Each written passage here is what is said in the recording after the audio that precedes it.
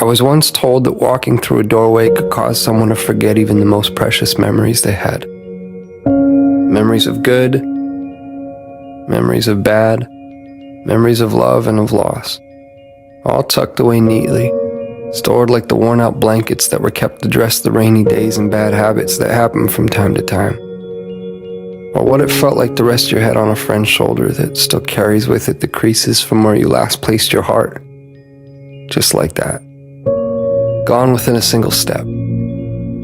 That somehow 3 beams in an imaginary line drawn across some old aching floorboards were all that stood between you and the infinite silence of the very things that once colored your mind with sound. It's funny.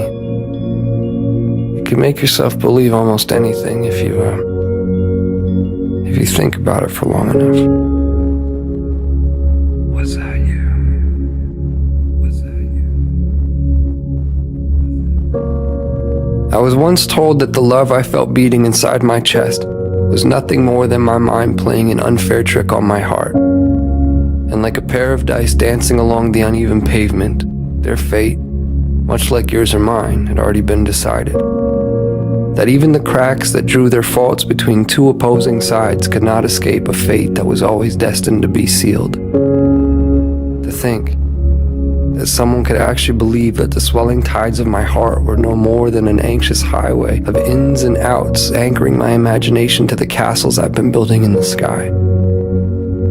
Well, maybe they are the crazy ones.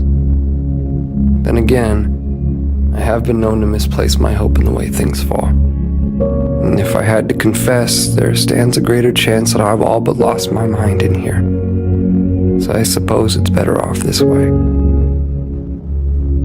Because I've always believed that the odds of finding what you seek tend to favor those who are open to seeking them in the first place. And I, for one, have never quite understood how odds stand to get even without that frame in mind. To be clear, I've seen a million faces.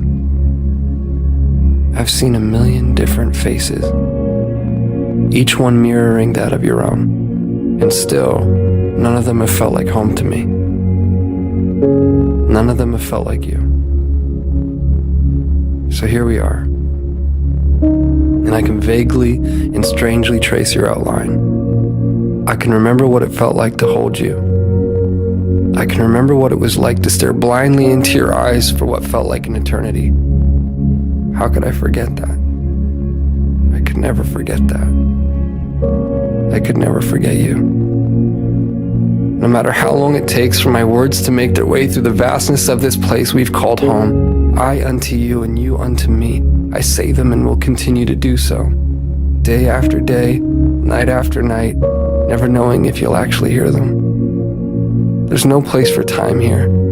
Just overlapping moments where I thought I had found you, where I thought I heard the sound of your breath, where I felt your heart as it waited patiently for mine, retracing the steps that we left in the life before last, before our eyes closed, before the great divide, before a doorway stood between you and me.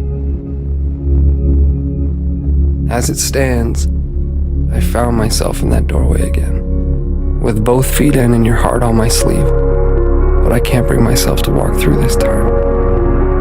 Not yet, at least. Not until I take one last look and see that it was you. That it was always you. Our hearts strewn across those old fragile floorboards.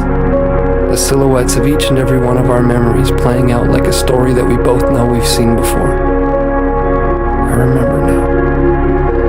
This was where I first found you. And beyond those closed doors,